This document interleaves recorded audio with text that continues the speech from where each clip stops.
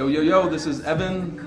We're here at the MajorStage studio with my guy here, Brandon Serafino. Thank you for having me. Appreciate What's up? you. He's got a really amazing piece of work that, we're gonna listen to, dive a little deep in, and, learn a little bit more about Brandon here. Cool. Right. Cool. So yeah, let's start with some obvious stuff. Sure. So tell the people who maybe aren't familiar with your music, where you're from, a little background, et cetera, et cetera. Sure. So I grew up in Western Massachusetts originally, right outside of Springfield. It's known for the Basketball Hall of Fame. That's really all we're known for. Then I studied music at Trinity College in Hartford, Connecticut. And upon graduating, moved to New York City, lived here for about a year in Brooklyn. I'm still here. It's kind of my second home. I'm here all the time, but I currently reside in Hartford, Connecticut. Awesome. That's where I have my own studio and have kind of built my creative team of people and cohort. So yeah. Dope. Yeah. Cool. So for anyone that's not familiar, the project that we're referring to here is called Living Room. All right, Yes, so it's sir. 9 tracks on Spotify, all streaming platforms, etc. This is currently the intro track called Quicksand, one of my personal favorites here. So let's just start with the intro. So Sure. what's the influence behind the project, the intro, I made most of this project in my living room, hence the name. It kind of has a double meaning, like making space to live the way you want, like room to live, you know what I mean? So that's what it meant to me. I was struggling with anxiety and some depression when I started writing this project. It was dark, it was November to begin with, seasonal depression was hitting, everything was hitting, and just trying to figure out my life path and just really trying to figure things out. And this first track, I just started with the vocals. They're kind of like 3 layered stacked vocals, and that set the mood for not only this song but kind of the rest of the project. This eeriness, moodiness, kind of electronic mix of R&B and yeah, so that's kind of where it headed. So I figured it was a good starter.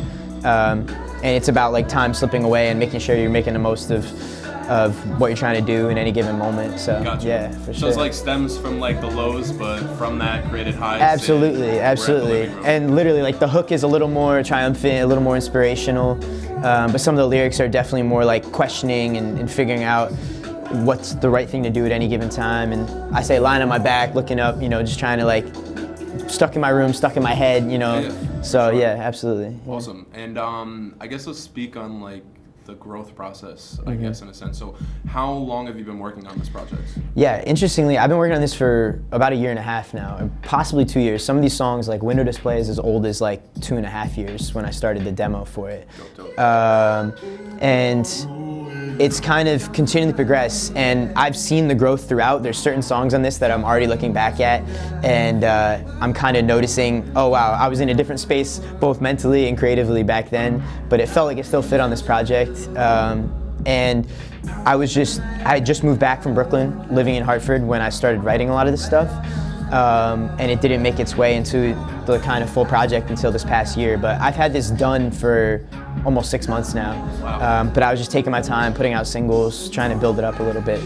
Obviously, one of the, I think, most intriguing things about this is that you pretty much fully produce this with some help, which Absolutely. is really cool. Yeah. And I feel like My guy Zulu. artists that have a little bit of say and creative control over the production, I feel like the music is always way more authentic.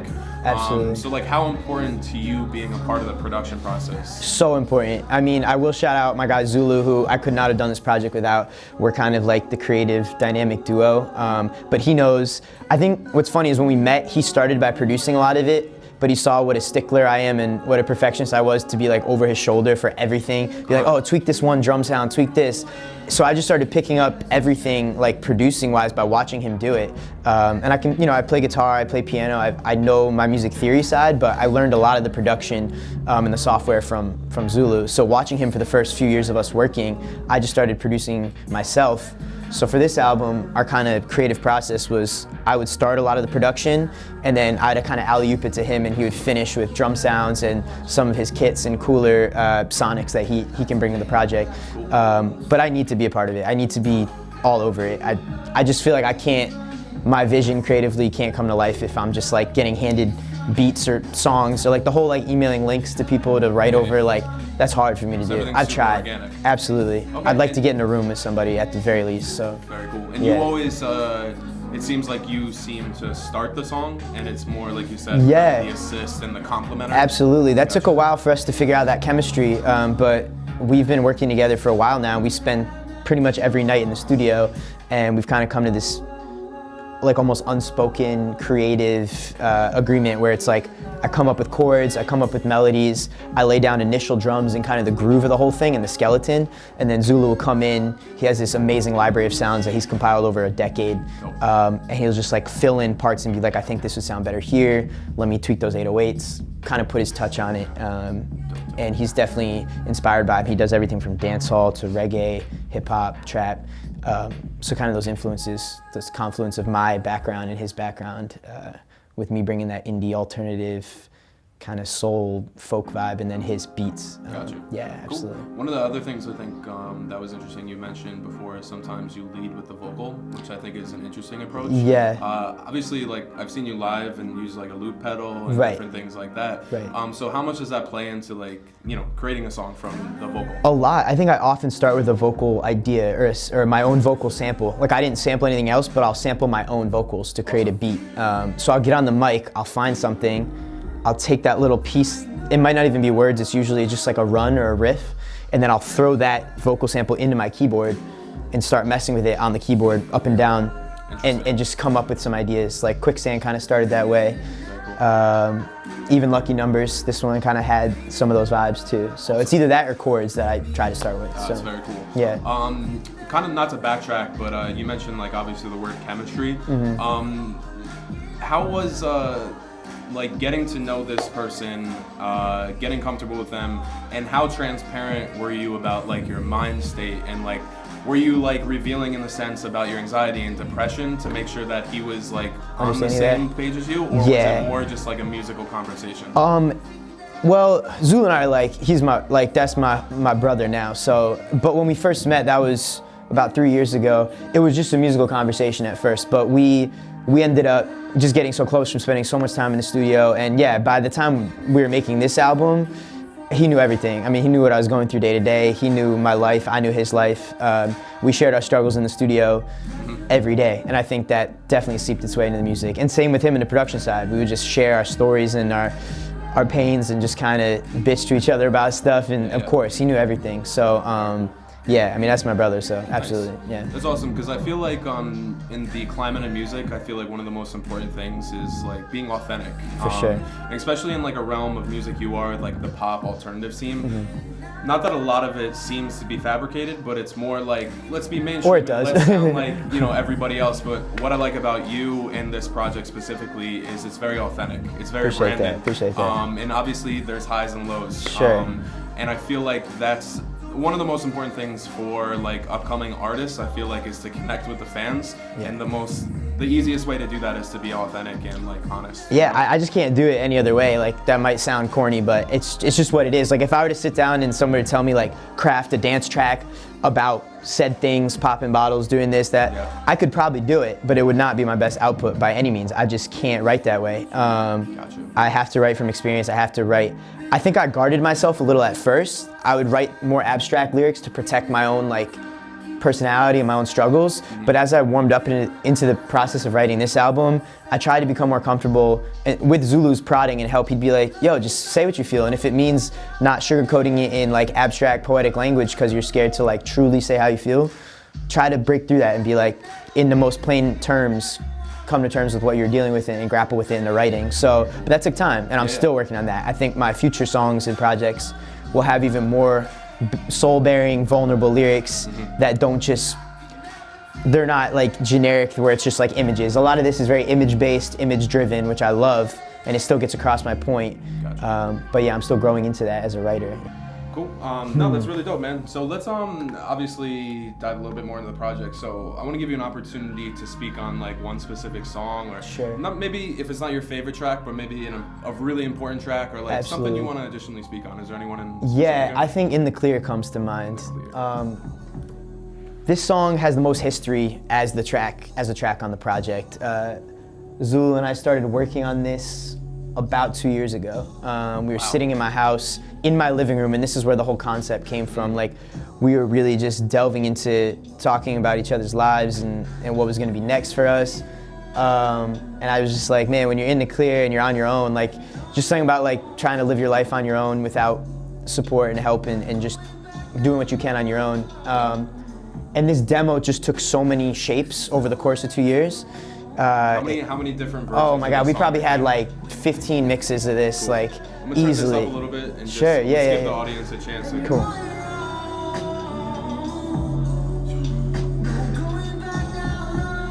There's a lot of emotion in your tracks, man. Thank you, man. Yeah, this one hit home for me, and I freestyled a lot of the lyrics. Like I didn't overthink this one at all, Gotcha. and that's why I love it so much. The arrangement happened naturally, the structure. We didn't force it at all. This whole project doesn't seem forced. Yeah. It definitely is Yeah. very on point. We tried to let things breathe. This was almost like an improv that we just kept tweaking until the improvisation felt more like a song, you know what I mean? And that's why I love it so much, because How much yeah. do you do mixing wise with your vocals? Is that all you? Is that a bit of a post? So I do a lot of like preliminary mixes where I know how to EQ my own voice, compress my own voice, all that. Yeah, this part's dope. But then I gotta shout out Brewery Studio. They master a lot of my stuff here in Brooklyn. Andrew Krivenos over there is amazing. And then my guy Era Redux, he mixed my friend Era from Connecticut mixed most of it, and then we sent it off to Brewery to do a master and tweak it. So everybody had their hands in it, but Nice. we try to just keep tweaking it at every step, so yeah. And then it's like a beat switch up right here.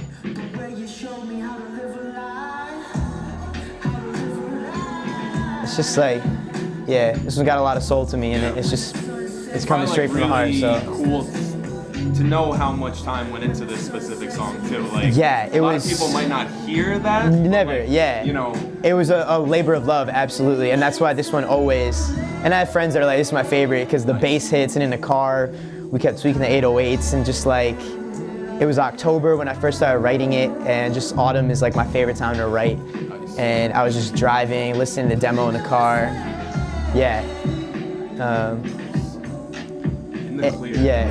And interesting story about this one, like we redid most vocals for other songs. Like I would do preliminary vocals, demo them, go record at my friend's Era's spot. But this one, so many of the original vocals were like, we don't want to touch it. Like we'll mix them to the best of our ability, but the first takes of a lot of this stuff, you're just like, let's keep it. So even if it was a little out of tune, little this, I don't care about, I mean, I'm a good singer, but I don't care about out of tune as much as I care about the personality of the take I did. And for these, the first take for most of them was just like the most emotion, the most raw.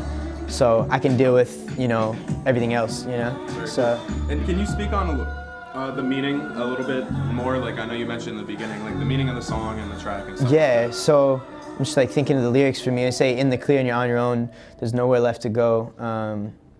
Yeah, it's just kind of me pleading with myself, kind of having a conversation with myself.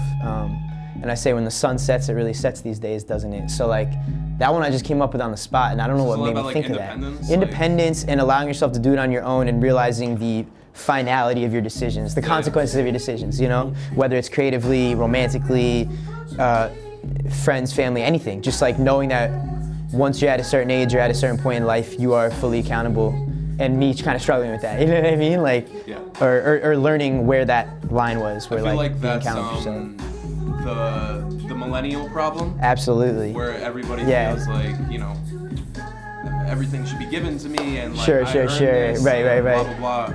Where in a sense it's like sometimes you have to just take that step back and be like, yo, this is Yeah, on me, yeah. and I have complete control over Yeah, this. Right? yeah, and that's a lot where that came from. Just, I knew I was accountable, just knowing how to react to that accountability. Like, if I say a certain thing or doing a certain thing, like how that's gonna have more far-reaching consequences than it did when I was younger, So yeah, I had to call it in the clear because I felt like you're trying to clear a path for yourself, and it goes along with that living room, like making room to literally live, like making room and space to live the way you want to live, and not only, having like, chatter world, but also like in your mentally, mind, right? yeah, mentally, and carving a niche for yourself, a path. So in the clear kind of was one of the songs that thematically like most tied to the name of the project. So yeah, It's really for dope, sure. man. How long have you been making music for? Man, my whole life really, I don't think I started writing original music until sometime in college, like studying at Trinity. But every high school project, any chance I got that I could insert my creativity, that's what I did. If it was for a book report, for something, I'd just make a song, I'd write a song. So it was more like stuff to just get through school, because school was not, I was good at it, but it wasn't like what I wanted to spend my time doing. So even in school, I found ways to make it interesting by, you know, writing music. Yeah. How was balancing school and music? It was tough, and I think I wanted to be in college when I was studying music. I did world music actually, which is kind of a very random thing. Not many people know it's ethnomusicology, so it's kind of like anthropology and music combined. So I did a lot of Brazilian music, Indian music, and all those influences especially percussively, find their way into my music. But I didn't get the opportunity to develop myself as an artist as much as I wanted to in college. I saw friends that dropped out of school, left school, decided school wasn't for them to pursue music, and I was like, no, that's not for me. Like, I want a degree, I want to be able to study this and learn, but I also want to pursue it professionally. So, but I got my rocks off by doing like singing and a cappella, and I like arranged music for other groups, and like, so I was into it, but I wasn't Brandon Serafino as an artist yet until I like just was graduating school. So that's perfect. That's pretty much what I really wanted to go. For like upcoming artists, when was that moment when you were like, I need to take this to another level, from, I guess, more of like a serious level as a career? Like, when did you realize I have to make that move? There was a moment. There was a specific moment. So I graduated school. I didn't work on music right away. I was just trying to figure out life. Like, I need a job. I need to figure out how to make a living. I moved to New York City. I worked for a company here. It just didn't feel right. I was working a lot and not making that much, and I was like, what am I doing? So I reevaluated, and after about a little less than a year, I quit, and I moved back to Hartford. And all my friends were like, why are you moving back to Hartford? Like, New York is a place to be for music, blah, blah, blah. Like, and I was like, I don't know, something feels right. Like, I just feel like I need to get out and like clear my head. So I moved back to Hartford. I found a job there. And as soon as I moved back, even though I had a new job, that's when I cleared my head and I moved back to Hartford, and I met Zulu about 3 weeks into moving back to Hartford. So like, things started to click. I met him, he was like, let's get in the studio. And I was like, man, I really need to do this. Like, now's the time to do this. Like, I left the job behind. I know I can't sit in an office. I tried it. No matter how much I think I can handle that, I'm not gonna be able to handle it for the rest of my life. And I always knew I wanted to pursue it. So meeting Zulu and my friend Mali Bangwe, who went to school with me, he was back in Hartford. 3 of us just linked up, and I had the confidence from them and the confidence from my friends to be like, yo, like, this is great. Like, we need to pursue it, you know what I mean? So speak on, I guess, Connecticut a little bit. Sure. And like, for people who aren't as familiar, I guess. Yeah, you know, it has an interesting perception as an artist, you know, because people don't know it has a really great, thriving music scene. If you're not from there, all you know is like wealthy suburbs and stuff like that, but Hartford's nothing like that. Anybody that visits Hartford can tell that. But I feel like it's at a place now where there's a lot of homegrown talent that's bubbling and that's also creating their own scene. It feels to me like what I imagine like early days, like when Brooklyn was still like just like Brooklyn, like artist Brooklyn, like Hartford's still grimy, Hartford's still real warehouse parties, real like underground spots. Like, that's where all our shows are, that's where our friends DJ, that's where our studio is. It's all converted spaces, and it hasn't been touched yet much by like the outside world. So it's kind of like our little hidden secret. But amazing talent, especially in hip hop, production.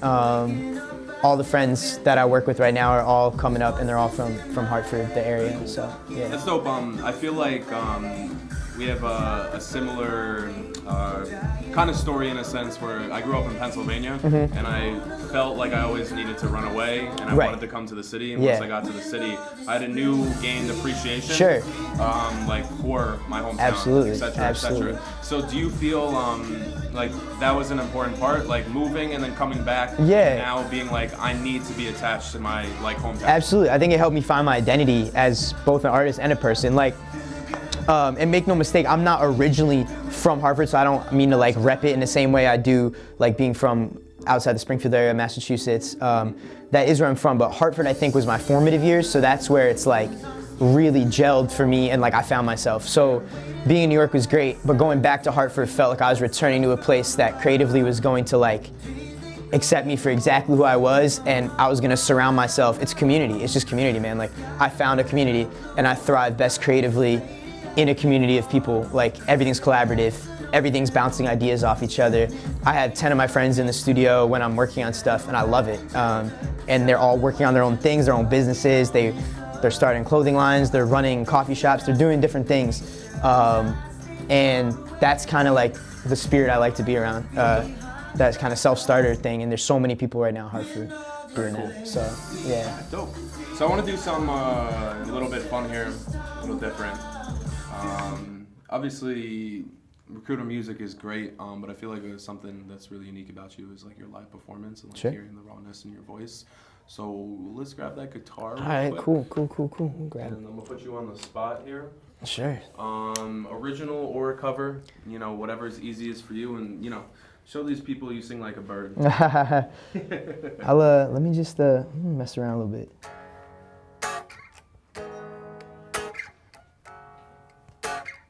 This is one of my favorite covers. It's Leon Bridges.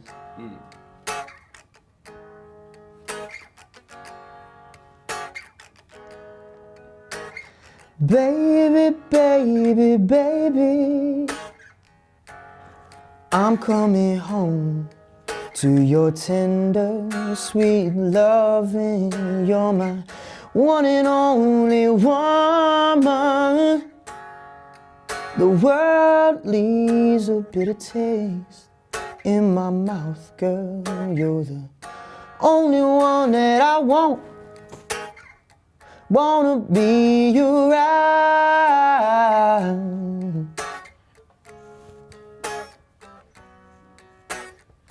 Wanna be around, girl. Wanna be around, girl. No. Wanna be around. Wanna be around, yeah, no.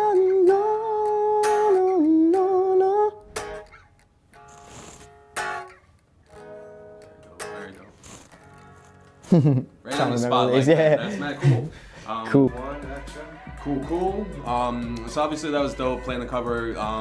You know, obviously, is that a part of your process a little bit? Just picking up the guitar? Yeah, around, absolutely. You know, get those ideas going? I either pick up the guitar or just go to the piano right away. Guitar is definitely part of it. What I like to do with guitar is I'll noodle around and find like a little lick, and I'll usually chop up the lick itself. See, I'm not a great like finger player, but I'll chop up the lick.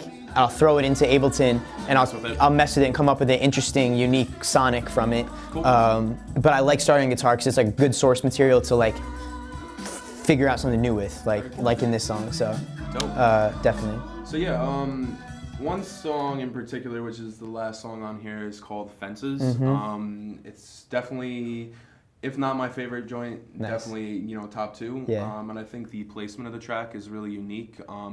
So what I want to do is obviously play this track, give people a chance to kind of hear it a little bit, and then let's talk about obviously the sequencing behind it, Sure. putting it last, and then obviously what the future holds. Sounds here. good, yeah. So this is called Fences, and this is the last song on the living room here. And obviously, yeah.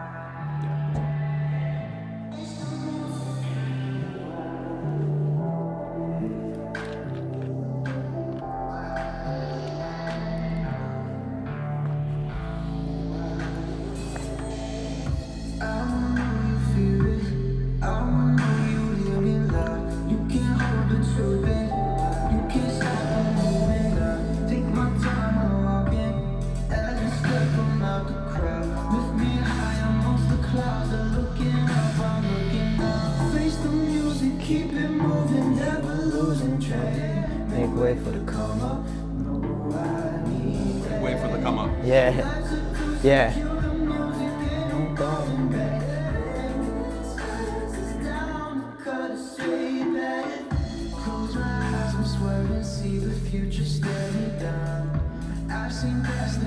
Yeah, so this is really dope. Obviously, one of the most obvious things is the auto-tune, which is really cool, really fun. But then, like I just mentioned, about like, I think the song is predicting the future a little bit, and you coming to your senses of confidence. It's an affirmation song kind of for me, you know what I mean? It's like a statement, you know? So is the fence, in a sense, you getting over the fence? Yeah. Or? It's both, yeah. It's like stare past these fences, look past the barriers, break things down, and just a statement of affirmation. Like, it's a moment of clarity for me. Like, I wrote this last out of the whole project, and I was gaining confidence the whole time. I was doing more shows, I was putting out more music, and by this song, I was just like, I felt most comfortable saying, I'm pursuing this full time.